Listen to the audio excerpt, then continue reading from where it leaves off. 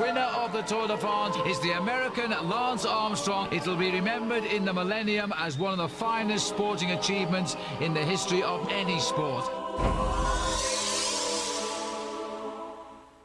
He is going to get his first stage win of this year's Tour de France and confirm himself as the winner in Paris as the Tour is over and the winner is Lance Armstrong. He took a look straight into the eyes there of Jan Ullrich and said, well, here I go, are you coming or not? And the answer is not. This is the crowning glory for Armstrong after 3 weeks. He's there on the Champs-Élysées for the third time in succession. Armstrong wins the day, claims again another first on the first day in the mountains, and waiting for him the Golden Fleece. He laid the foundation which will win him the Tour de France again this year.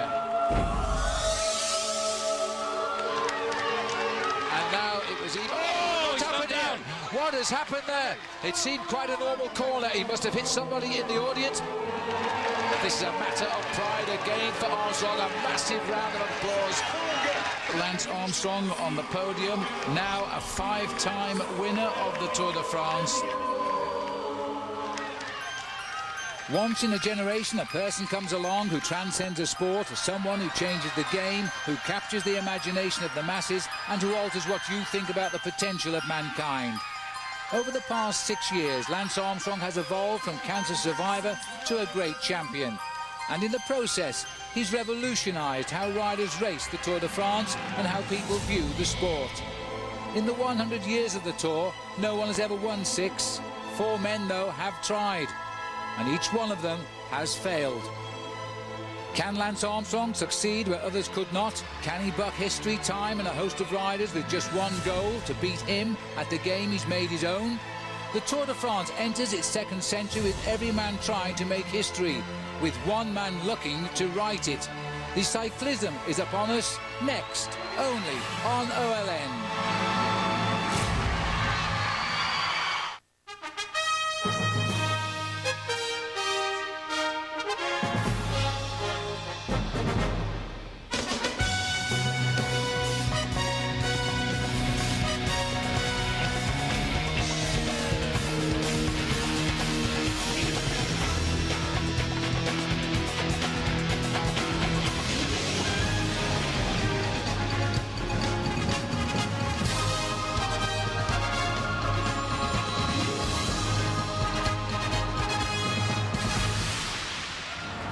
Yes, the city of Liège in the Belgian Ardennes is ready. This is a city as old as our sport, and today it plays host for the opening of the 2004 Tour de France. It's July, it's the Tour, then it must be Lance Armstrong. Hi everybody, and welcome now to 3 weeks in the saddle as we follow Lance around France and hope by the end of it he does win his 6th Tour de France. I'm Phil Liggett, joined of course by Paul Sherwen. This is a great field, and Paul, we're all excited. Everybody's excited. There's something for everyone in the Tour de France this year, the sprinters, the climbers and the contenders too. Yeah, but we start with what is sad news, especially for us Brits, because David Miller, who was 2nd in the Prologue last year, has confessed this week that he has taken the banned drug EPO. He is now in disgrace. He is out of the Olympic team. He is out of his Cofidis team. And frankly, his career is over. The big man, though, for the Prologue this afternoon has got to be Bradley McGee, the winner last year by 0.8 of a second, the winner of the Prologue time trial of the Giro d'Italia earlier this season. He said he wasn't feeling all that confident, but he is a true star. He might well win the Prologue today, but what about Lance Armstrong? He's thinking a long way ahead, all the way to the Champs-Élysées. He knows what it's like to win a Prologue time trial, but most of all, I think he'll just want to save seconds against his main rivals. Men like Jan Ullrich, who they say is in fearsome form, and coming into this race, Paul, 14 pounds lighter than he was in April. He's had a superb preparation this year, Jan Ullrich, but for everybody, this is a curtain raiser here on the roads of Liège. It's a very interesting course the riders face, right up at the very top right-hand side of the continent. The riders moving away from the start line in Liège, which is going to be a very fast time trial. It's a flat course at 6.1 kilometers, and it's all based in the very heart of the city. We get an indication of the fast times halfway around with a time check at 3.1 kilometers, and then everybody heads back not too far away from where they started from, right alongside the Meuse. Yes, indeed. Thanks very much, Paul. Well, this might put it into perspective for you.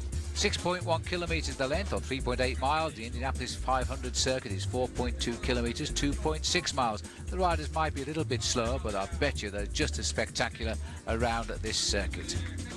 Well, this is a sad start, Paul, and I cannot believe this. It's our friend Matt White training 2 hours before the start. He crashes right on the course, and he's out of the Tour. He's out of the Tour. He's been waiting for a long time to come here, but it seems, Phil, I think, as if the bad luck continues for Team Cofidis, because having Matt White go out just 2 hours before the start really was a blow to him. He's dreamed about riding the Tour de France for many years, but the last moment he's been replaced by Peter Verrazijn, and he was very lucky that Verrazijn lives in Belgium. Yes, indeed. Verrazijn was racing not far away, and he got brought into the team with 2 hours to go. Christian van der Velde, note the new colours. He's now on Liberty Seguros, a Spanish team. It's his third Tour de France, but his first not alongside Lance Armstrong. And this is the man who's setting the pace out there. First time in the Tour, Oscar Pereiro, 7 minutes and 1 second. He's been on the leaderboard for quite a while now. Right, let's join the live action now as we catch up. There's still plenty of riders to go. This is Jan Kursipuu. These riders, the sprinters, will try and put in a very fine performance over this 6.1 kilometer course because of the game of the time bonuses over the first week of racing. Many of the sprinters will feel that they've got a very good chance of getting themselves the yellow jersey, which is why they will ride as fast as they can over this short course. Well, Kursipuu not winning quite as many races this year as he has in the past, but remember, in the first Tour de France back in 1999 for Lance Armstrong, and this was the man Armstrong took the jersey off in the end and kept it right through to Paris. And Kursipuu is a very fast sprinter, and this year, this Tour has all of the great sprinters taking part. Those bunch finishes are going to be simply sensational. There's the clock for you at the moment, 7:25 and counting, so Kursipuu not worrying too much about his ride in the prologue time trial. Pereiro stays on top of the board with a 7 minute 1 second ride. So there we are. Kursipuu is in. Pereiro, who's a teammate, by the way, of Tyler Hamilton, he is still in with the best time, and Tyler will be rather pleased with that. We'll take a short break. Rejoin us for live action. And welcome back to Liège, Belgium. We're looking here at the face of Igor Martinez of Euskaltel Euskadi. He's on the same team as one of the pre-race favourites, Iban Mayo. And no change in the overall situation at the moment. Still Oscar Pereiro up there with the best time of 7 minutes and 1 second. It's the prologue time trial, just 6 kilometres, slightly more. So we're watching here the man underway here, Martinez. It's a very simple course this, there's no hills on it, and they could have put in an awful lot of hills in this part of the Ardennes because Liège itself is also in a mountainous zone, but they found an easy one. Anyway, the tranquil waters there. You can get the inside edge for tour update, highlights and previews in the AOL for Broadband Tour de France pre-race show, as OLN's coverage of the 91st Tour de France continues live tomorrow at 8:30 AM Eastern. The cyclism right here on OLN. Back into the start house now, the face of Nicolas Jalabert about to make his start. So down the ramp there, we've just seen the departure of Nicolas Jalabert, his famous brother, now a television commentator. Better watch out for our jobs there, Paul. Now Laurent Jalabert will be talking nice things, I'm sure, about Nicolas as we flick back to see the arrival of Dmitry Fofanov. Another Tour first timer this time around, another one, that fabulous group of strong riders from Kazakhstan. A lot of these riders, many riders in fact, participating in the Tour de France for the first time. But I think apart from Alexander Vinokourov, we've got nearly all of the major pre-race favourites here, and nearly everybody has had a perfect preparation this year with no illness or sickness. For the big men at the top, especially riders just like Jan Ullrich, who I think is going to be a serious threat to Armstrong this year. This man could be a serious threat over the first few flat stages because he really is a magnificent sprinter. A couple of years ago, he got himself 3 stage wins at the Tour de France, and he's not doing too badly in the individual time trial here. He is not, and Danilo Hondo's had 7 victories this year already, and it's not since 2001 he's won that many races, so he's coming here in good form, and so's his Gerolsteiner team. They're having a great season. Now that's a very good ride by Danilo. Remember, the sprinters need a good time today, because if they get it, then they could snatch small time bonuses to get that coveted yellow jersey in the first few days of this year's Tour de France, and for many of them that's what their target is, so they must ride a very good prologue time trial. Down in the back streets now of this ancient city, Liège, and the crowds there, you could see for yourself, were plenty of them enjoying the spectacle.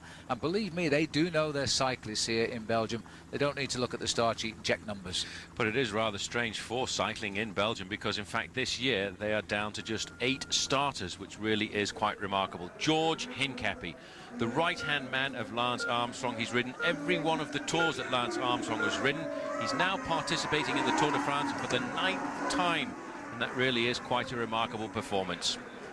Yes, and the crowd there cheering him on because he's a very popular man in Belgium here, George. He's won the Belgian Classic against Wevelgem. He's well known here, loves the country, loves the people, and they love him. So Hincapie is now underway. This is George Hincapie now, rider number 104 in the start list today of 188. Hincapie riding his 9th Tour de France. More importantly, he is in this race as the engine room to try and steer Lance Armstrong to another victory in the Tour de France. He's a great bike rider, 29 years of age, 6'2". He weighs in at 174 pounds. He lives in Greenville, South Carolina, but I think, you know, it's in Belgium where he has laid the foundations, Phil, for some of his great performances.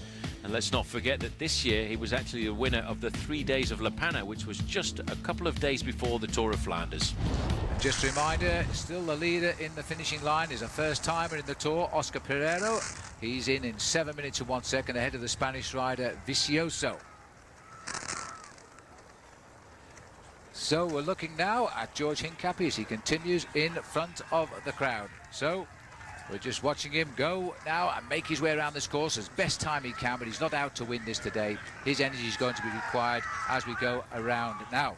Don't forget, today's word of the day is cyclism. Log on to olntv.com to find out more and enter for a chance to win an amazing cycling trip through France in OLN's Tour de France sweepstakes. The race continues. Pereiro's still the leader. We'll take a break. Rejoin us as the action goes on. Position. Looking now at the Tour de France. Welcome back here to Liège, Belgium at 3.8 miles in the prologue course.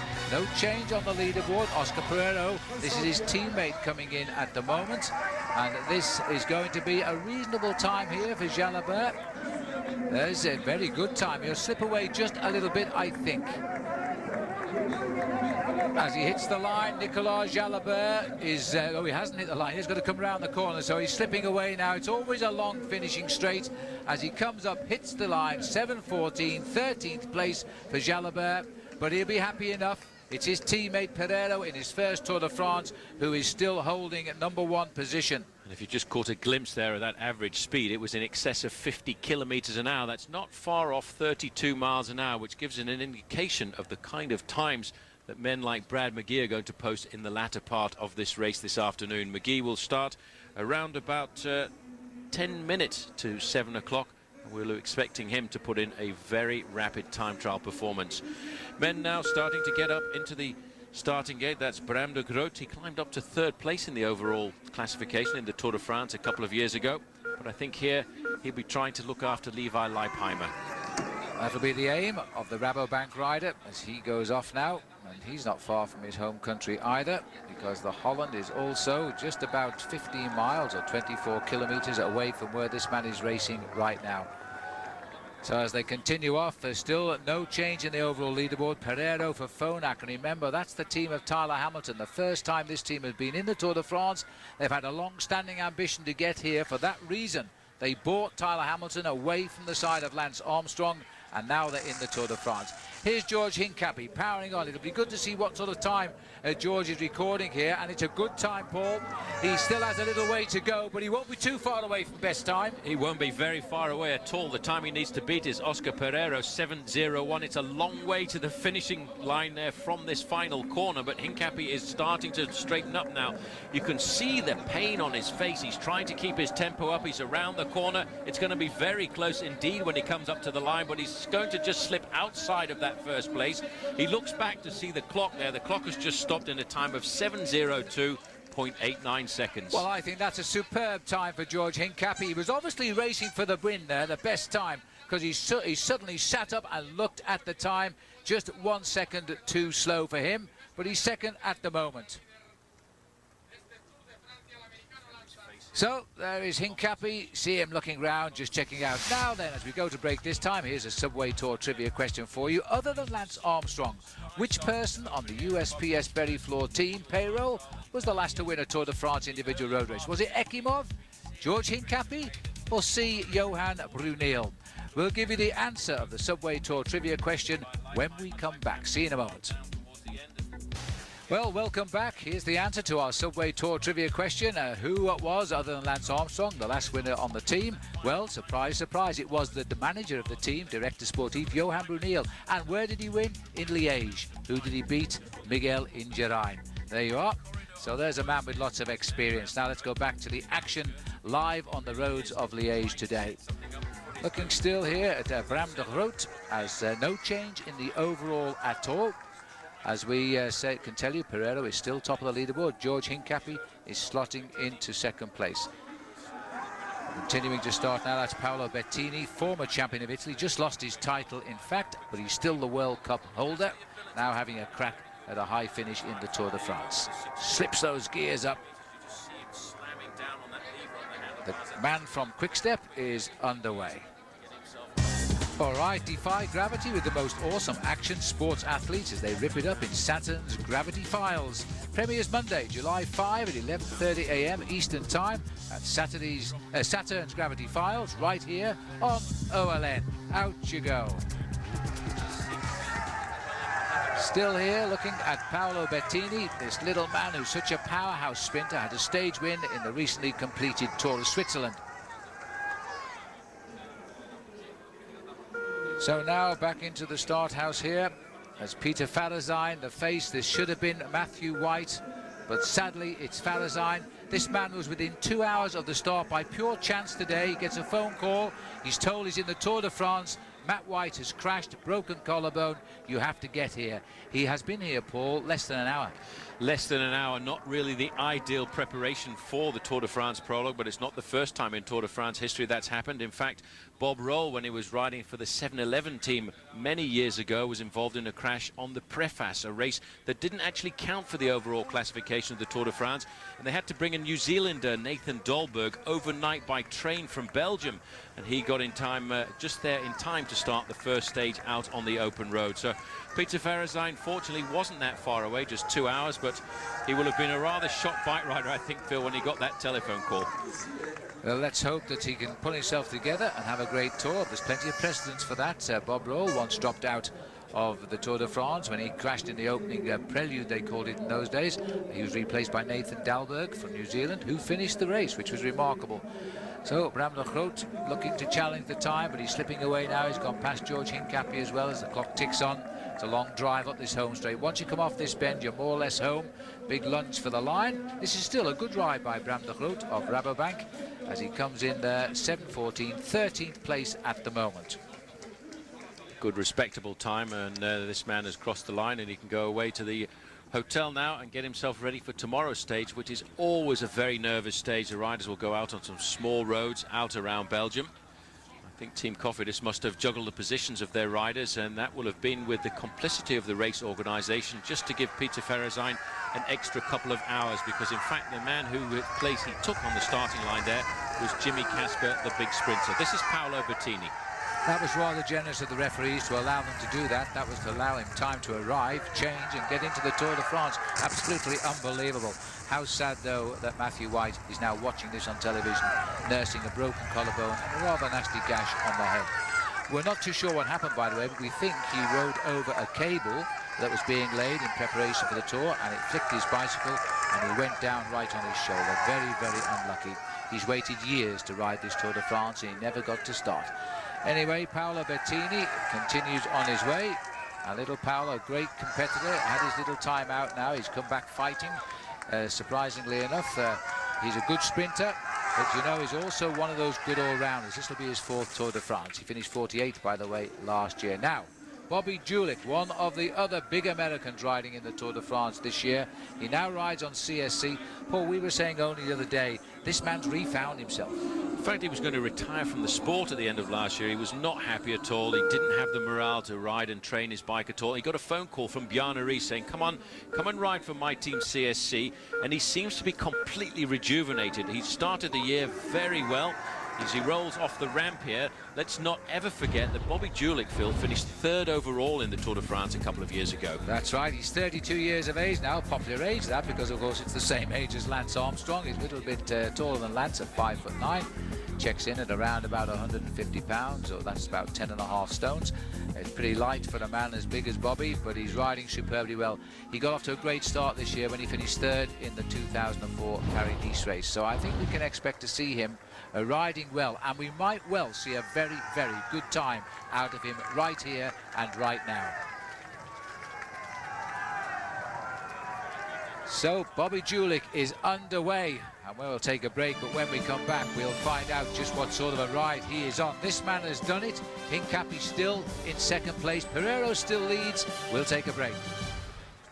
Welcome back. This is the arrival of Paolo Bettini. He slipped away from the leaderboard. This rider, the winner of Liège-Bastogne-Liège on 2 occasions, which used to finish at this very point before it went across to the local town of Ans, where he was the victor up the climb there. But not a great ride by Paolo. This isn't really his forte, riding time trials at this level. He'll be looking for the opportunist stage win out on the course.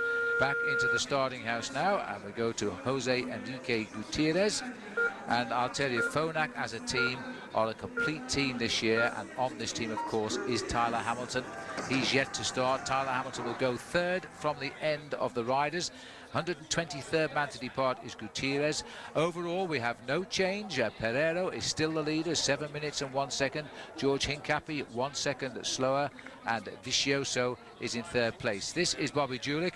We're hoping that Julich might reshape the board. I can tell you that Bobby Julich's gone through the halfway, 2 seconds slower than Vicioso, who only came in with the 3rd time. So there is a chance if Julich can continue to lift his pace. Ooh, and he didn't like that bend at all, did he? That was a nasty kick he got there, and I think when seeing that, that may have cost him possibly the best time at the finish. We'll find out soon. Well, Paul, you saw that rock and roll then by Julich. I thought he completely misjudged that corner. These bikes are very difficult to manoeuvre, and he's obviously pushing himself quite hard. You can see by the fact that he's come through here with the 2nd fastest time at 3.1 kilometers, just 2 seconds off the time set by Vicioso. But Bobby Julich is a good time trialist. He knows how to dose his effort, and that's how you win events like this. He's been out on the course right now for 5 minutes. He wants to beat the time of Oscar Pereiro, which is a time of 7:01, and these kind of times that Bobby Julich are posting could indicate that we're looking here at a new best time. Now that would be a complete return to the top for Bobby Julich. That would be satisfaction big time for this man, who often feels it is overlooked because of the big American names like Tyler Hamilton and of course Lance Armstrong these days. So he is fighting his way back in, not just to the world scene, but primarily into his own American scene. And I think he's doing a pretty good job this year, because he is on top form once again. He's gone to the side of Bjarne Riis, the man who won the Tour de France, and now manages this team in 1996, by the way, that victory. And I think Bjarne has made Bobby believe in himself again. Another man that we could find doing very, very well. Don't forget, there's still other big Americans to go. Floyd Landis is one of them, as he will be making his start just about now. and I reckon a good time can be expected by him. This is Becker coming up towards the line, rocking and rolling a little bit here, Daniel Becker. But he is a good rider and a good time. 9th place, 7:10 for him. He is now, we've got 125 riders out on the course or have finished of the 188. But of course, Lance Armstrong, Jan Ullrich, Tyler Hamilton, Mayo, the big sprinter Pataki, they will be the last men to start today, and they could, even at that stage, deliver the time that decides the race. Here's the arrival now of Bobby Julich. He's going to be close. He's got to that point about the same time as George Hincapie did, who missed out by just a second to Pereiro. Now, can he lift it here? He's going to flick over to the right yet as he closes in. He's not got a lot of time left. It's going to be a desperate dive for the line, but it will be very satisfying if Julich can do it. He's going to come off this bend of lunge for the line. He'll be close, desperately close. He must push to the line now. He has gone out by 1.45 seconds, but he's gone ahead of George Hincapie. Very difficult, the last half of this course, which is such a violent effort over 6 kilometres. Bobby Julich did look good out on the course. The top half of his body was rock solid on his machine. He was very aerodynamic. You could see the hands right in the middle of those handlebars, but the clock stopped just outside the time of Oscar Pereiro. It had to be that wobble, Paul. That cost him the race. It cost him a second. It cost him the lead. Situation now at the moment, Pereiro still leads with 7-1. Julich and Hincapie both in at 7 minutes 2 seconds by 0.05 of a second, by the way. Julich is just ahead of George Hincapie. That could be useful if it comes to deciding a race leader later on. Pereiro is still the man on the top.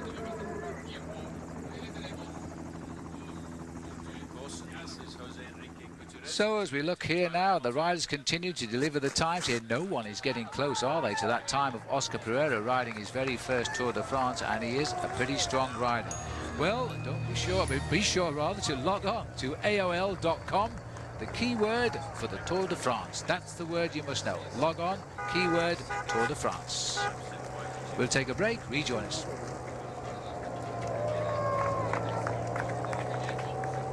Yeah, sorry, no, we'll not take a break. Stay with us. We continue our coverage here on OLN.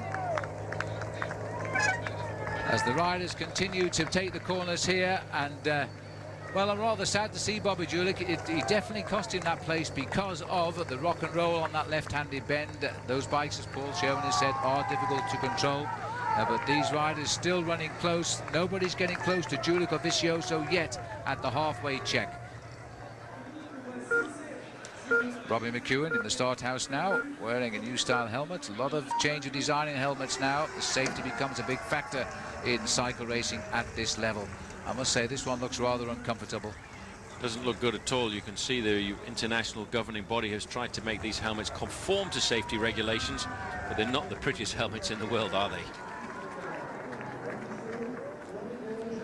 So as McEwen gets underway, don't forget, we have 2 Americans now in the top 3. George Hincapie is in 3rd place, and now Bobby Julich is in 2nd place. The man still leading, though, Oscar Pereiro. We'll take a break. Welcome back to the Belgian Ardennes. We're looking at the Australian, a long way from home, Bobby McEwen, or is he? Because after all, he now settles down with his wife, who is Belgian, and his family. He lives here in Belgium, and the crowd love him. He's a great sprinter, and that's the important thing for Robbie. He's the first ever Australian to win the Green Points jersey competition, rapidly followed 1 year later, last year, by Baden Cook, who's his arch rival and might well be again. This is Floyd Landis now coming in. Let's have a look if Floyd Landis can pierce the leaderboard. He is a good time trialist. He didn't do so, I can tell you, at the 3.1 kilometre mark, but he's still producing a very fast time. I think he might well get the top 6 ride here. The Americans are packing in there, that's for sure. Julich still 2nd, Hincapie is still 3rd. Where will Floyd Landis now slot in to the Americans in the prologue time trial? He'll need a big effort now. 7th place at the moment, 7:08. So Floyd Landis, I think that's a pretty good ride by Floyd. Paul, he's not here to win the Tour. He is a very much appreciated rider, I think, for Lance Armstrong.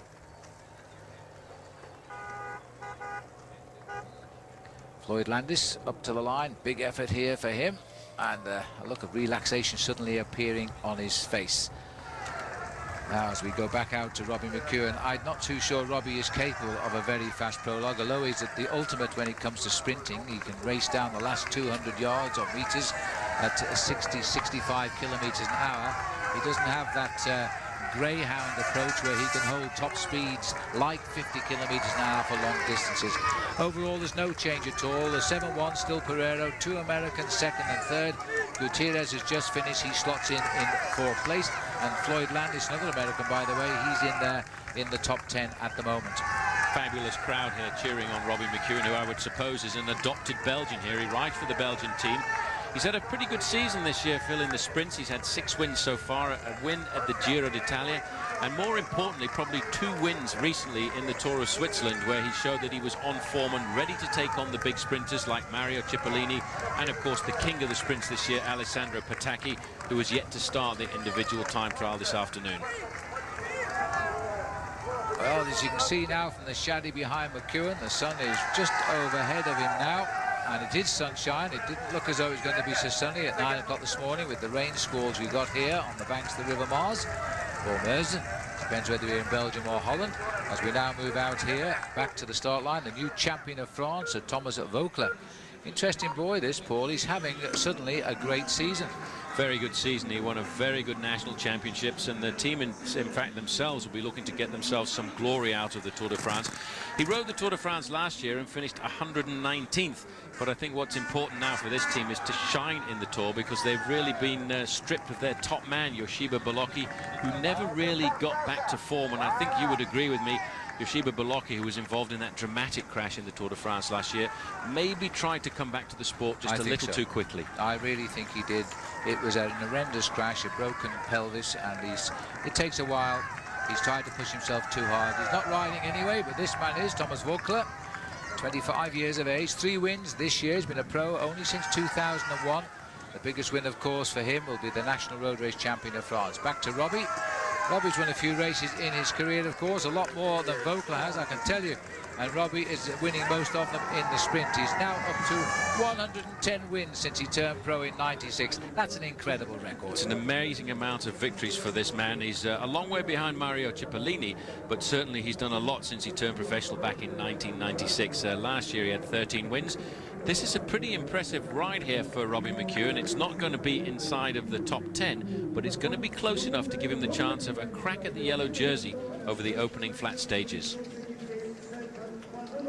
So McEwen is in, takes a look at the time. Oh, there's no place for a person suffering from vertigo as the local railway reassesses itself. We'll have a team time trial up there one day. So don't forget then, experience the wonder and the excitement of the great outdoors as OLN brings you the best of the best in the outdoors. Outside Magazine's Ultimate Top 10 premieres tomorrow at 11. Welcome back. Well, in case you missed it the first time, here it is again. The welcome here from Sheryl Crow for Lance Armstrong, as he's now getting ready for his big moment. He's about 50 minutes away, in fact, from taking part in the Tour de France, which could lead to a record 6th victory. We're back out on the open highway here now. This is Voeckler as we continue with the coverage here of the opening prologue of the Tour de France. The city of Liège has done the organisation proud here. The organisation of the Tour de France itself is very well known in Belgium because they are now the organisers of the Liège-Bastogne-Liège Classic. So they know this city almost as well as they know Paris. They certainly do, and they really have put together a magnificent route here for the individual prologue. It's a safe course. Fortunately, there is no rain. The road is nice and dry. There are a few little cobblestone sections, but they're smooth, ornamental cobblestones in the heart of Liège here, and it's done nothing at all to affect the average speed, because the average speed of the fastest rider, Oscar Pereiro, is 51 kilometers an hour. It is pretty fast, 32 miles an hour, in fact. Thomas Voeckler, the newly crowned champion of France, making his way up towards the finish line. He's inside of 2 kilometers to go now. Well, a lovely view of the River Mars here. This is the quiet section today because it's all bedlam out on the highway there. We're now looking here at CSC's Jens Voigt. And this is a rider who could deliver the win here. You know, he's having a wonderful year. 5 wins for Jens already. He is a time trial specialist, and he's won a few races in his life with a great time trial performance. 2001, when he won a Serein, a stage in the Tour de France, a long road race. Oh no, Rogers appears to have fallen on that corner. Let's have a look at this. This is how it happened. Let's have a look at this. It is so difficult. You see, the back wheel is so solid in these time trial bikes that it's just slipped a little bit, and it is very difficult then to control and get it back up. But he will have lost a lot of time there. He's not featuring on the half-distance time point at 3.1 kilometers, and he's gone through there in 20th place, and that was 7 seconds down. But just look at this once again. It's the back wheel that starts to go first. He's pulled the brake just a little bit too tightly, and it's locked up the back wheel. These bicycles are not the same as the normal bike they use out on the road. They're a lot stiffer, and they're very difficult to maneuver at speed. Well, I have to say that's rather sad that Michael Rogers crashed. That was where Bobby Julich almost dropped it as well. It cost him the race lead because he's in second place by a second. He lost all of that. That's a bit of a shock. It's strange though, Paul, you know, the bike riders themselves, they ride races almost every day of their lives, but the Tour de France is such a special event. These early days in the Tour de France, even the preambles, they are so nervous and tense. So nervous and tense here. You can see Thomas Voeckler coming up. He's all over his machine here. He's had a brilliant season over the last couple of months, and he's now got himself the National French Championships. But I think I have to agree, Phil, Michael Rogers has been to the Olympic Games, he's been to the World Championships, but he said when he came to the start of the Tour de France last year, he did not know it was going to be quite so big. Now, this is the shop window of the sport, and the riders are on display 100% of their riding time. There's a camera everywhere. They are always under huge pressure. Let's go back down to the start house now, because this is a man who could win. A lot of people are tipping Fabian Cancellara as the likely winner of the Prologue time trial today. Well, first timer, he's only a young man, and he's got a host of wins to his name already. Now's his chance. He's national time trial champion of Switzerland, but I don't think he's had time to get himself the jersey made. He was 4th overall in the 3 days of Le Panne in the early part of the season. He is a star of the future, I would have to say. Just 23 years of age, but he's a man I think we'll see a lot more of as this race progresses. Back with Rogers, you can see he's back into his time trial position, but he won't be too happy with the time that he lost there. He's a long way down from winning this bike race, and that crash there has probably cost him a place in the top 10. Yes, I think it's not the stuffing out of him, quite frankly, now. He's got to find his rhythm, and he's got to try and get back into the action. I don't think we're going to see a top 10 finish for him right now, which is rather a shame. But there's a long way to go, Michael. So we're looking at Michael Rogers here as we continue. Enter Trek's Ride with Lance giveaway. Go to trekbikes.com to find your participating dealer. Now there's a prize for you. As the race continues, Pereiro is still the leader.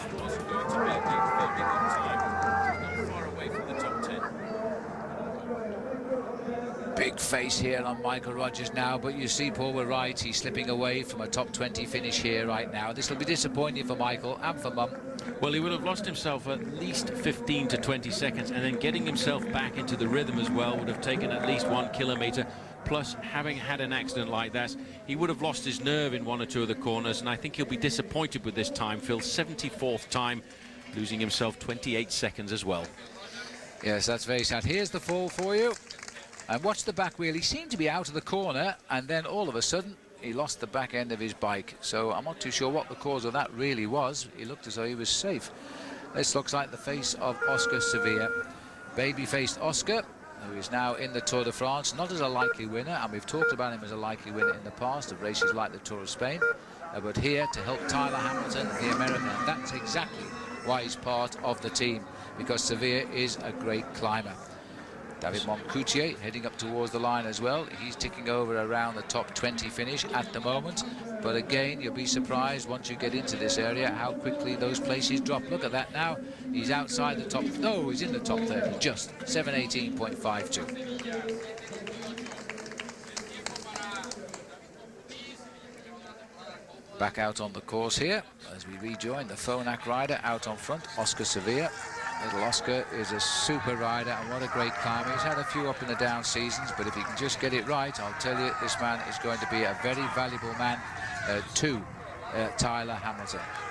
So Sevilla on his way, heading towards the 3.1 kilometre course. Tyler Hamilton, of course, is still to go. He'll be the 3rd from last rider to start. This man we thought might have won this, instead he crashed. And welcome back just in time to see the arrival here of Jens Voigt, who is pushing them very close, but on the line he has lost the first place by 0.02 of a second, and I can't believe that. but he was very close there. But Oscar Pereiro can breathe again. He is still in the lead. Voigt will actually be credited for the overall purposes with the same time. But for the day's prize, he's lying second. And I can tell you too that Fabian Cancellara has gone through with the best time, and he's just due in now. Well, we're looking now at Fabian Cancellara here, Paul. He has, he won't know, of course, the drama at the other end with Jens Voigt just losing first place by 0.02 of a second. Whatever did we do without the clocks in the old days with the old finger and thumb and the stopwatch? Because there's no way we could split these riders without the electronic timing these days. Cancellara has been talked about by a lot of people as the one man who could challenge the big boys in the Prologue time trial. And I think they may have just reason to do that now.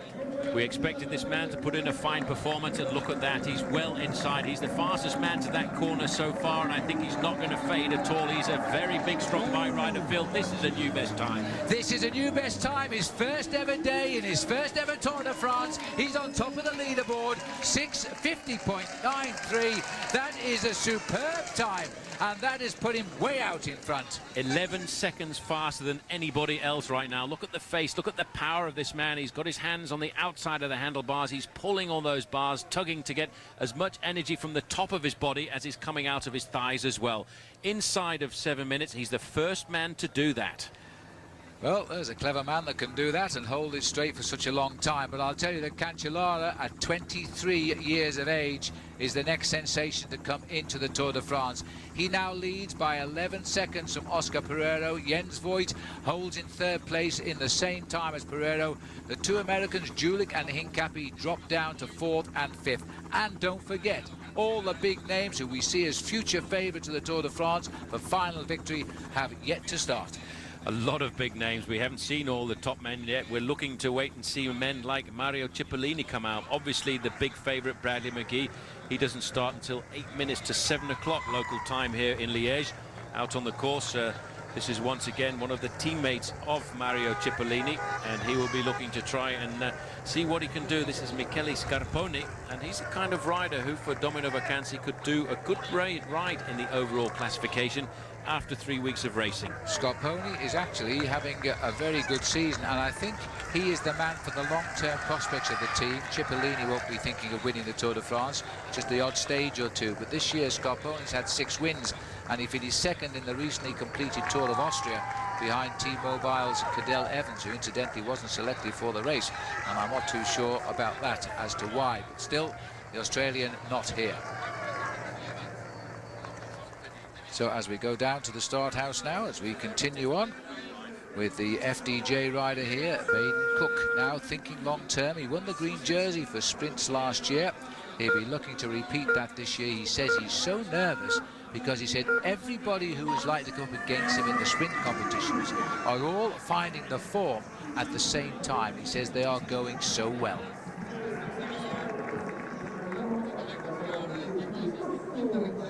Well, here we go, Paul. Oscar Sevilla swinging into the home straight. 7:16 for him. Not a great time, but a top 30 place at the moment.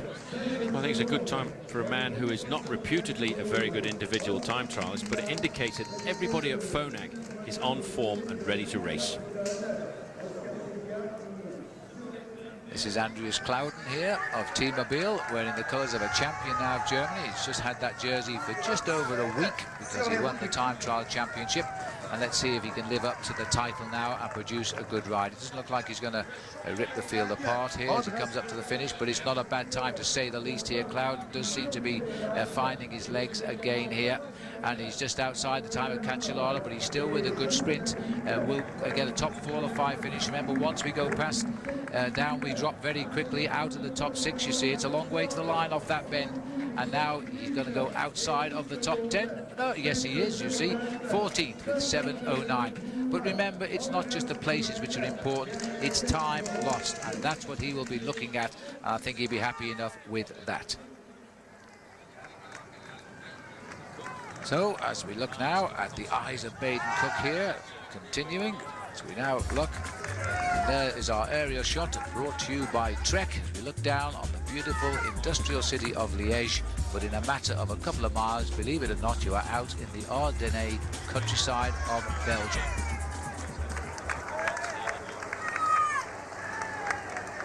Just looking here at Baden Cook, Paul, he's looking pretty fit. He's sort of dropped himself away from the limelight for his sort of rest period he's built up for this race. They all hope that they come to the Tour de France ready. Now, here's the new boy on the block for US Postal here, Jose Azevedo. As an individual, he's had a great performance in the past Tour de France, but he's brought in now to try and support Lance Armstrong in the mountains. Well, I have a feeling this man might be just that little bit more solid as a teammate for Armstrong than Roberto Heras, because he can ride a good team time trial as well. He's already this season proved to be a very good ally in the mountains, and I think it might be a good swap, Roberto Heras for Jose Azevedo.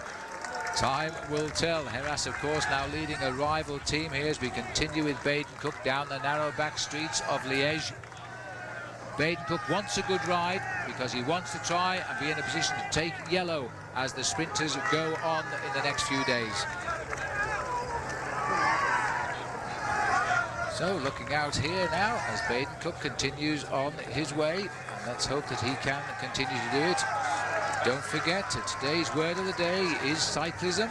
Log on to olntv.com to find out more and enter for a chance to win an amazing cycling trip through France in OLN's Tour de France sweepstakes.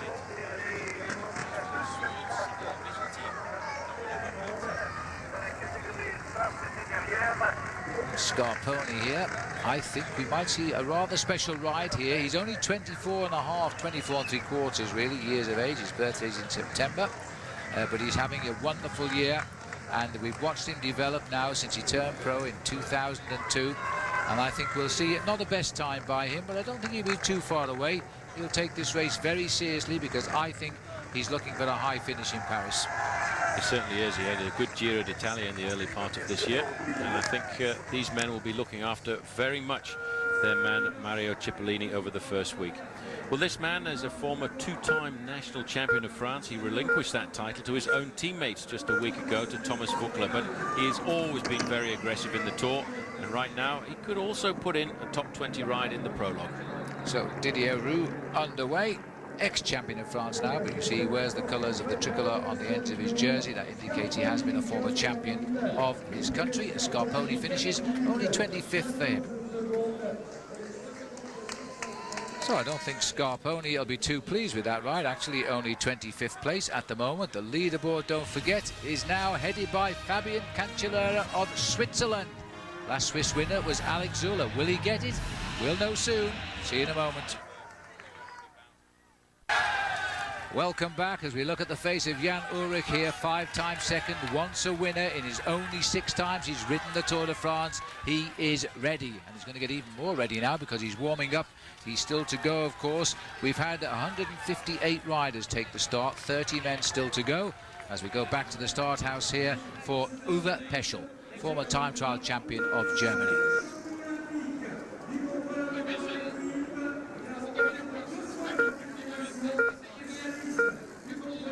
Always a great moment of tension as the rider hears the clock count him down to leave the start house. Uwe Peschel, as he makes his start. This is Bogut riding his 9th Tour de France.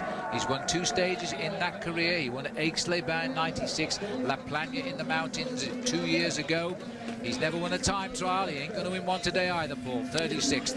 He's not. Funnily enough, the day that he won that stage to 1996 was when Lance Armstrong actually abandoned the Tour de France on that very rainy day on the road down into Aix-les-Bains. This is Didier Roux, former champion of France. Not putting in too fast a time. Still the 2 fastest times at half distance and the finish line are Fabian Cancellara, the Swiss rider on Team Fassa Bortolo. But this is, Phil, a brilliant crowd that's turned out here for the opening day of the Tour de France. It's a wonderful atmosphere. We expected it, though, because the Belgians are so good at knowing their sport of cycling. Fabian Cancellara, though, of Switzerland, a big pre-race favourite on many people's lips to win this prologue, has delivered the goods. He's the fastest finisher right now. He won't feel sure yet, though, because there are some very quick men to go in the last 10 riders to start. Round past the face of the town hall here, slightly uphill, but nothing to worry us too much. And looking straight ahead there, those black crowds are looking ominous. And if it rains on this circuit in the last half hour, that will throw this race on its head. absolutely upside down, because the big men like Armstrong, Ulrich and Hamilton will not want to take risks on these corners. These corners we're looking at here, you can take at full speed in these dry conditions, but if there's a coating of rain comes down onto the summit of these cobblestones, it will be extremely slippery. Well, as we look at the crowds, don't forget you can catch all of the action on stage 1, which will start tomorrow, as OLN's coverage of the 91st Tour de France will continue. The OLN 4 broadband and pre-race show starts at 8:30 AM Eastern. Then the live coverage will begin at 9 AM Eastern. And prime time coverage will begin at 8 PM Eastern and Pacific. The 2004 Tour de France right here on OLN. Well, let's hope the rain doesn't come, Paul, as we continue now to watch the riders make their way around. This is Igor Gonzalez de Galdeano, just checking out. He hasn't done anything spectacular through the 3.1 kilometre point. I think he's reached that now. He might just be approaching it, actually, because Veronka's gone through and he's 24 seconds down on the leaderboard, so he's not going to be too interested in that. Igor Gonzalez de Galdeano, I think that was this is Thor Hushovd now in the start house.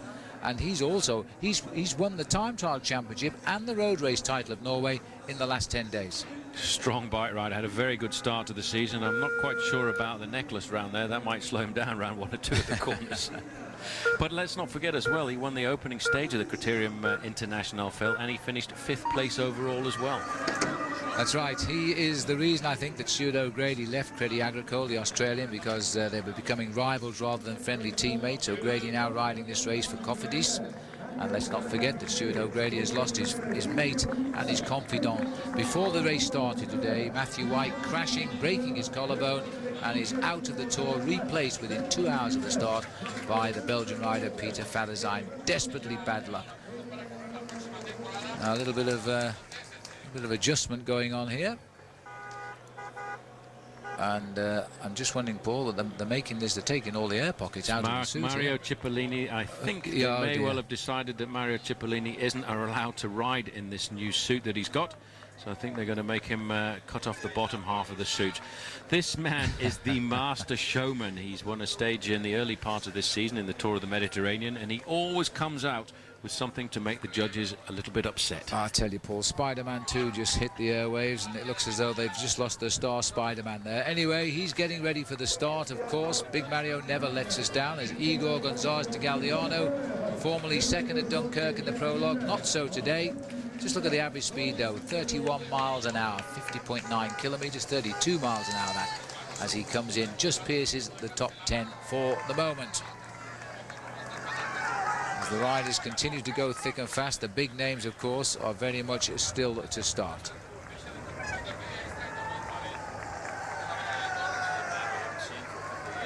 So, as we watch Aitor Gonzalez here, a former winner of the stages in Spain and in France, but I wonder if he can re-find that magic form. It seems to have left him for the moment. He's made his start anyway, and this is Heimar Zubeldia. Another man has been placed here, as Zubeldia has in fact won in the past.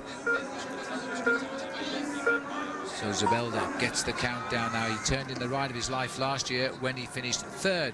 Lance Armstrong finished 7th. So this will be a good guide, I think.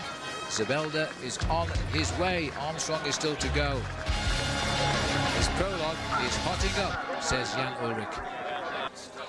Well, there he is, Lance Armstrong, waiting for his start time. Last to go of the 188. We just had the arrival of Gutierrez. He was rider 160, so 28 minutes from Gutierrez to Armstrong. He's concentrating now. He's getting nicely warmed up. He wants the full explosive power the minute he launches himself, as we've seen with the coverage today. It's a 1/10 of a second can make one heck of a difference in this prologue time trial. Fabian Cancellara is still the man on top. Jose Enrique Gutierrez is just moments ago finished, but he's 7 seconds off, but he's still slotted into 3rd place. And the early leader, Pereiro, now down to 3rd, as we see Carlos Sastre come in with a ride. I think we a little bit expected this ride from the great Carlos Sastre, now on Team CSC. The same team as Bobby Julich. He's still a little way to go, but he might just about squeeze a top 10, because remember, the splits drop away down. As he hits the line, he gets 10th. He gets 9th, rather. 7 minutes and 5 seconds. Not bad. the fight. Well, this is the arrival of Gutierrez now, and it was a great ride indeed. 6:58 as he hits the line. He's pleased with that. He's just narrowly mistaken the lead by 7 seconds off Fabian Cancellara. There we are, Paul. Spider-Man in disguise. Mario Cipollini in the start house there. And this coming up now is Thor Hushovd. And Thor Hushovd, the champion, double champion indeed, road race and time trial 10 days ago for Norway. He's going to give this an inspired finish. It's going to keep him in the top 10, I think. He's pushing it. He wants to get himself close to the top end of the leaderboard because this man too is also a very rapid sprinter, and he will look for time bonuses out on the flat stages. Inside of the top 5, third for him, just outside of 7 minutes, 7:00.97. And I think that will be quite satisfactory for Crédit Agricole. I think he'd be absolutely delighted with that, Thor Hushovd. He's brought great form into the Tour de France. He's a little bit more than just a time trialist. He's a good road racing cyclist as well, and that is a very good performance for him. The racing now continues out on the course. Daniele Nardello is now launching his assault on the course. And he's a good all-round. You may remember a couple of years ago he had a bad crash on day 1 and he nursed that injured arm all the way around the Tour de France, but he flatly refused to abandon the race. They make them tough in cycle racing. This is Aitor Gonzalez. Now, he is a good time trialist. He hasn't always delivered the goods, but it looks as though he's going to run Cancellara close this time. Serious effort here. Don't forget, Cancellara is in with the best time. Gonzalez would like to take him off it. He won't do that now, but he still is going to get a good finish here. Gonzalez might have refound himself after a year in the doldrums as he drives up towards the line. See how quickly the time pushes you away from it, though, as a second makes a big difference in this prologue time trial this year. Desperately long way up to the line. 23rd place in the end for Aitor Gonzalez. Well, he really just needs to do something solid to get himself back up to the top of the sport of professional cycling. A couple of years ago, we thought he was the next man on the block, but since then, he's had a couple of difficult years, and he needs a good ride in the Tour de France this year to put himself back up amongst the greats. Still, Fabian Cancellara's time of 6 minutes and 50 seconds is the time to beat, but at least now there's another man gone inside of 7 minutes, and that was Gutierrez. This man, we know him exceptionally well from Italy. And this year, Gilberto Simoni, the former winner of the Giro d'Italia, will be looking to try and rival Lance Armstrong. Well, he got a face-saving stage win last year when things were looking a little bit bad for him after he'd won the Giro d'Italia. This year, he got beat by his teammate in the Giro d'Italia. We'll see what he can do this time around. I think we might be surprised because Simoni, although 32 seems to be the magic age this year, he's also the same age as Lance Armstrong. I think he might be coming here on great form. Well, Heimar Zubelda hits the line, and that is a very, very disappointing time, Paul. 43rd place for him, when only last year he finished 3rd in this race. I'm very surprised. I think he too will be surprised by how he rode out there on the course, and a little bit of disappointment, I think, for the Euskaltel-Euskadi team. This man, though, you were talking about him before, Phil, Daniele Nardello. He's a tough bike rider. He did have that dramatic crash at the start of the Tour de France, but he's one of those riders who a team can always count on. He's always there, but this man was last year's winner of the Prologue. Yes, now he's got 3 ambitions this year. He's achieved one, a top 10 finish in the Tour of Italy. Now it's to win the Prologue and lead the race for a couple of days. Then it's to go and take a gold medal in Athens in the pursuit. Let's see how it goes. He's underway, Bradley McGee, from Australia, of course, as we now switch back down to the finish line here and see Gonzalez come in. Top 17 for him just now. So Santos Gonzalez, 17th. This is Gilberto Simoni tapping out the rhythm here. He's a very, very good time trialist, and he rides so well in his home tour, the Giro d'Italia, the Tour of Italy. He finds it hard to replicate that form when he comes to the Tour de France. The Italians, well, go back 30 years, Paul. The Italians never liked coming to the Tour de France. A few years ago when I was racing, it was very much just a French race, the Tour de France, but it's become so much more international over the last 15 years, especially with the arrival of men like Greg LeMond. And, of course, the American Armada. Now, one of the great American Armada is this man, Levi Leipheimer, robbed of his participation in the Tour de France last year with a dramatic crash on the day 1 road stage. Yes, that was so unlucky. He was out before the race had even started, and It was stage 2 of the Tour. The previous year he'd finished 8th at the first attempt in the Tour de France after riding so well in the Vuelta a España. He got so good so quickly he had to leave the side of Lance Armstrong and find his new team. And so, of course, he came across to Rabobank. And let's see how he goes this time. There's the big legs of the man, I think I'm right in saying, used to be the fastest finisher in the world, Mario Cipollini. He'll be doing some great battles over the next few days in the big bunch sprints. So, as Mario Cipollini makes his move, it's not long now. Lance Armstrong is warming up for the battle that lies ahead, and we'll be right there. See you soon. Welcome back. The River Meuse here in the centre of the city of Liège. All around are thousands of people enjoying the opening prologue for this year's Tour de France. 6.1 kilometres, 3.8 miles. There's the leaderboard for you. No change. Cancellara still on top of the board with a great ride. Gutierrez is shocked, so too has Hushoft.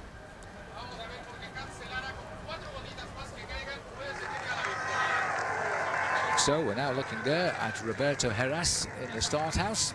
He'll be getting ready to go. And now, big moment for him. Last year starting this race as the teammate of Lance Armstrong. Now he's taking him on head-to-head for victory. Phil, the weather condition is changing. The rain is starting to come down here. It's not heavy rain. In fact, it's probably the worst kind of rain you can get for a time trial. There's just a little bit of moisture spitting down from the sky, and that's going to make these corners very dangerous indeed. Bradley McGee, by the way, has lost himself 8 seconds at the first time split. Now, this is a major surprise because Bradley McGee, we expected, would be the #1 favourite. I really don't think he can pull back 8 seconds in the last 3K.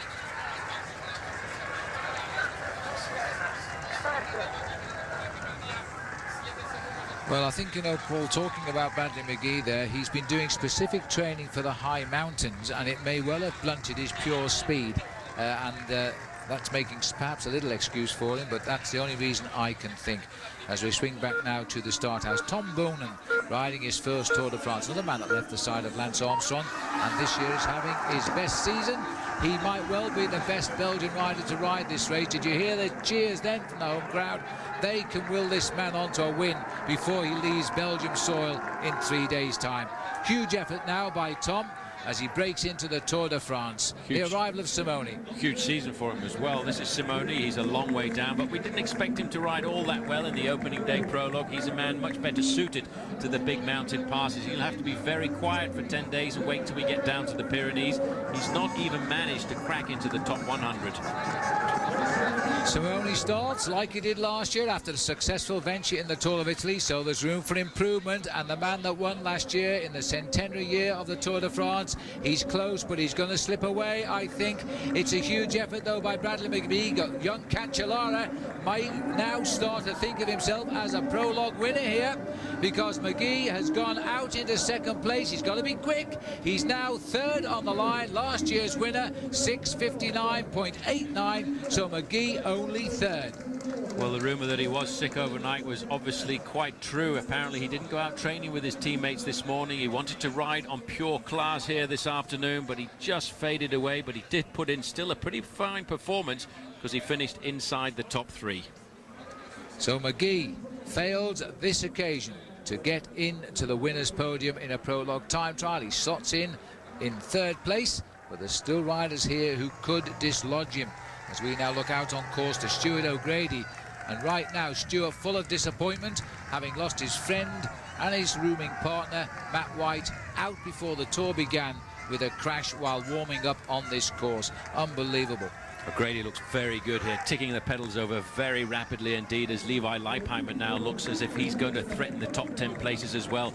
He's not so good at the short, explosive efforts like this, but this man is certainly going to look at a top 5 finish in the Tour de France at the end of 3 weeks of racing. Look at that concentration. He stops the clock just outside of the top 10 in 11th place. So, as Levi Leipheimer finishes, we're getting to the hot men who are looking for victory in the Tour de France. They're all to come now. McGee has failed, but will Ulrich, Armstrong, Hamilton, Mayo, Pataki, will they succeed? We're going to know soon. See you in a moment.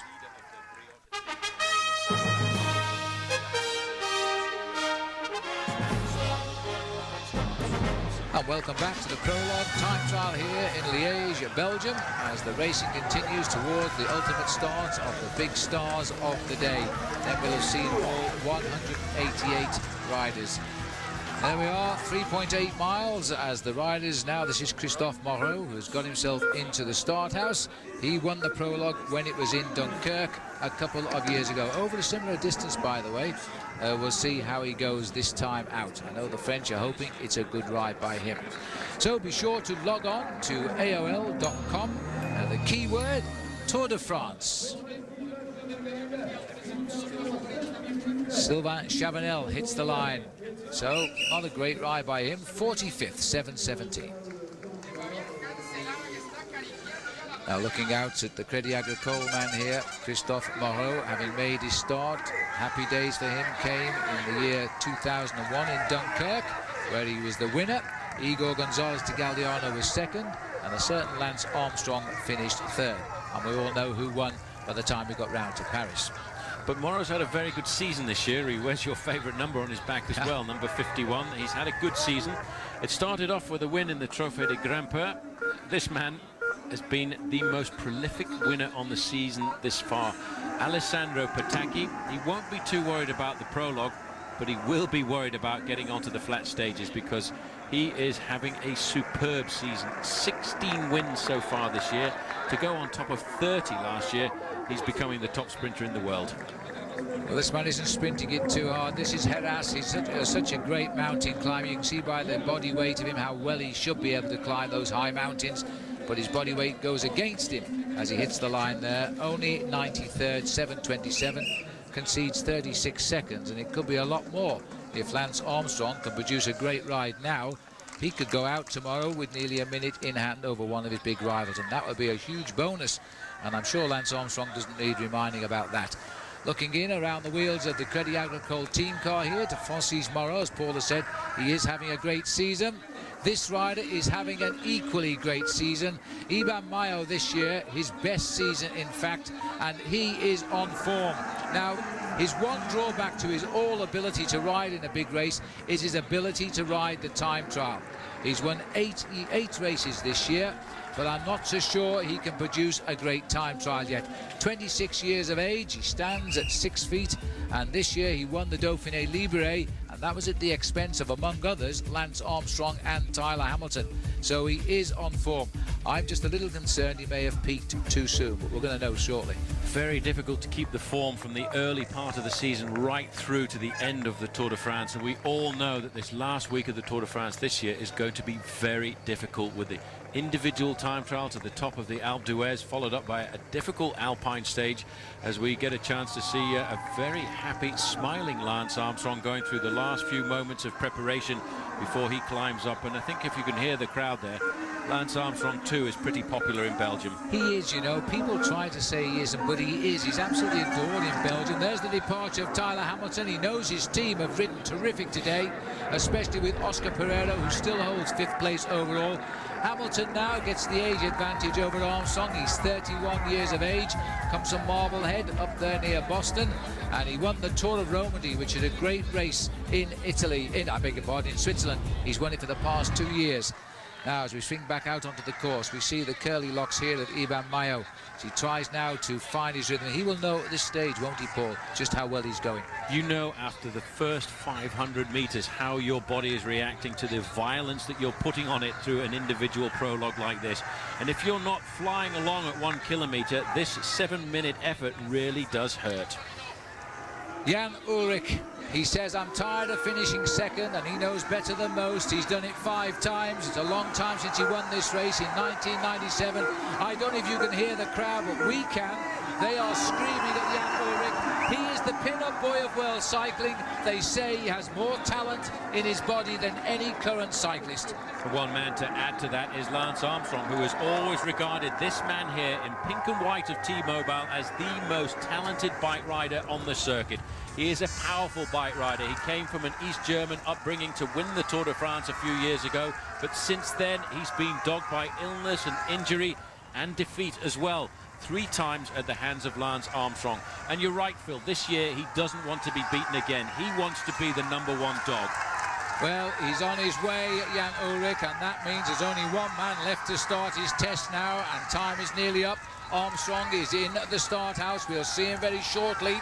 Ahead of Ullrich is Hamilton. Ahead of Hamilton is Mayo. Behind them all is Armstrong, almost impervious to the noise going on about him as he now concentrates. The countdown.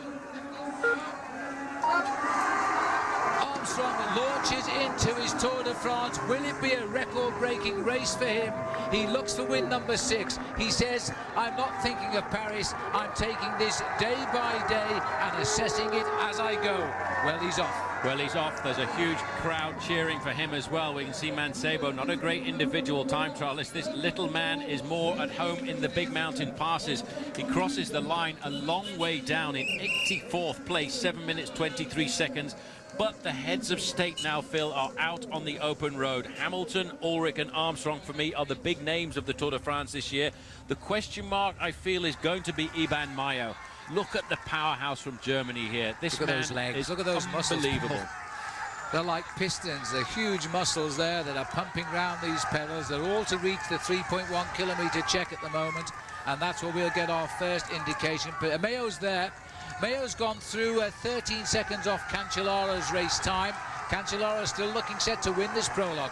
Look at the comparison between the two riders. We just got a glimpse there of the way they were pedaling. Ivan Basso, he's a man who I think can finish in the top 5, is coming into the finishing straight. Won't be too happy with this time. He's going to finish fairly close to 50th position, but more importantly, he's going to lose himself almost half a minute on Fabian Cancellara. 63rd place for Ivan Basso of Italy. Now the riders who we feel will be the big features the race goes on are coming. This is Lance Armstrong. Those legs, once they catch up with the cadence, he just sits there and pumps. Look at the crowd straining over the barriers here now to look at the legend of the Tour de France, the 5-time winner. Back to the finish now. As we see now, coming up towards the line, has Morrow managed to do a good ride? It's a good ride, but it's not a winning ride. Cancellara can breathe again here. Cancellara will be watching this not too far away in his team's bus, and he'll be looking at the times, waiting for the riders to come in. Morrow has put in a fairly good ride, but not the ride that he wanted. 7th fastest time, 11 seconds far slower than Fabian Cancellara. There are now only 5 riders left to finish. And as we watch Francis Morrow here finish, or Christophe Morrow rather, I can tell you that Hamilton's gone through best of the stars at the moment, but there's still some names to arrive. He's 10 seconds though slower than Cancellara. Here we are, we can now look at him. There's Tyler Hamilton. 2 riders behind him will want to be pretty close to his time, and he's 10 seconds behind the 3 minutes 19 by Cancellara. This is the big man, though. You can hear the crowd. You know, we're not too far away from Germany here. If you cross the border, you go to a small town called Aachen, and there's a lot of German-registered vehicles here come out to cheer on this man, Jan Ullrich. But the man 1 minute behind him on the road is Lance Armstrong, the defending champion, wearing his US Postal Service colours. He has got an incredible cadence here. He's able to accelerate quickly. Paul Ullrich has gone through same time as Tyler Hamilton at 3.1 kilometres covered. They are locked together. Now we're waiting for Lance to get there. 10 seconds adrift. 10 seconds those two men have gone through slower than Fabian Cancellara.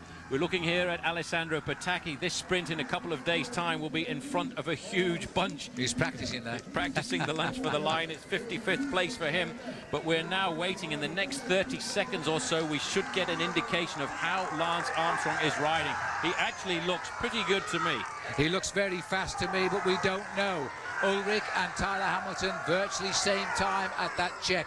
No time. Armstrong is there. He is lying in 2nd place. He is only 2 seconds off the win. It is possible. Watch out for the corner. This is the corner that has been the undoing for several riders. He went round there very carefully. Didn't touch his brakes. He went in at the right speed. He's in the right gear to accelerate away. We're now looking at Iban Mayo, 4th from the end. A good ride, though, by him. Well, this is amazing now. Mayo is doing a good ride. The man that can't ride a time trial is at least not going to lose that many seconds. But Cancellara is just about holding off the man from the Tour de France. Lance Armstrong has gone through only 2 seconds down, and the good riders should accelerate as they come up towards the line. I don't think, deep down, Paul, we expected a win from Armstrong today. I don't think Armstrong expected it, but he did want to go out today and serve a bitter psychological blow to everybody else. You know, at 3.1 kilometres, Cancellara still has the fastest time of 3:18, but Armstrong is only 2 seconds slower than him at this point. And I'm sure that information has gone forward to this man, the big German challenger. Oh dear, Paul. 8 seconds difference at the halfway mark. Greg LeMond once won the Tour de France by 8 seconds. It could be that important. It could be so important. It's all down to seconds. The sport has come to such a level now again that it could even be fractions of a second. This man has the most ungainly time trial position and style in the world, but it's probably one of the most efficient. It is indeed, and Hamilton is not going to lose too much time. Nowhere near Cancellara's time, but only 17 seconds. It'll be rounded up to 18 seconds for the overall classification. That's not a lot. He won't be worried about that. He will be concerned about the form, though, being shown by Armstrong. 2 men left to finish. Number 11, the challenger. 6 times he's ridden the Tour de France, Phil. 6 times he's been onto the podium, never lower than second place in the overall classification. He dearly wants to beat this man, Lance Armstrong, who has been the dominator for the last 5 years in a row. In 6 miles, or 6 kilometres rather, of the Tour de France, we have already developed a great battle between these two terrific athletes. First and second in the Tour de France. 3 times Ulrich has finished second to Lance Armstrong. He's currently second in the time trial. He'll go back a little bit, but it shows you right now that Ulrich himself has continued to accelerate as he comes up to the line. It is not going to be a race-winning time, though. He's also just trying to conserve time here, as Ulrich finishes 15th, just slightly better than Hamilton. Only one man now can beat Fabian Cancellara, who's not too far away from the finishing straight, and the man who can beat him is Lance Armstrong. The time he has to beat is 6 minutes, 50 seconds, 0.9. Armstrong is watching that clock tick over. Look at that face. The pain is going all through his body. It's telling him, please stop, please give me a break. But look at the time. Paul, it's unbelievable. This is a winning time. As he comes up to the line, Lance Armstrong, who won in Luxembourg in 2002, is going to throw down the gauntlet. You know, that book has made him a very, very angry man. As he races up to the line, he's going to have to sprint. It's going to be desperately close. He's missed it. As he hits the line, 1.65 seconds. Fabian Cancellara, in his first Tour de France, he's 23 years of age, has won the prologue. In the battle of psychology, Lance Armstrong wins that. He wins the first battle, but it's going to be a very long war, this 3-week event. Look at that face. Look at the man as he comes up to the line here. That is an absolutely superb ride, and he has, Phil, delivered a serious psychological blow to everybody else. He's announced to them that he is the strong man, but here is the winner. Oh. Here is the new yellow jersey, Fabian Cancellara. Phil, 23 years of age. I tell you, Paul, this is wonderful. He was born on March the 18th, 1981. He's been a professional since the year 2001. He was a sensational teenage star. He is now about to become a Tour de France stage winner at the very first day of his very first tour. You can't do better than that. He only recently won the National Time Trial Championship of Switzerland. So it's been rather a magical 10 days for Fabian Cancellara. And it was a tremendous time in the end. One of only 4 riders to beat the 7-minute barrier, and he was the best. Fabian Cancellara 2 seconds ahead of Lance Armstrong, 8 seconds ahead of Jose Enrique Gutierrez. Bradley McGee a long way down, not what he expected in 4th. So there we are, that's the race result here, and good news for everybody. Lance Armstrong is firing from day 1 of the Tour de France. The magical American has taken 2nd place. We'll take a short break. Rejoin us in Liège for the celebrations.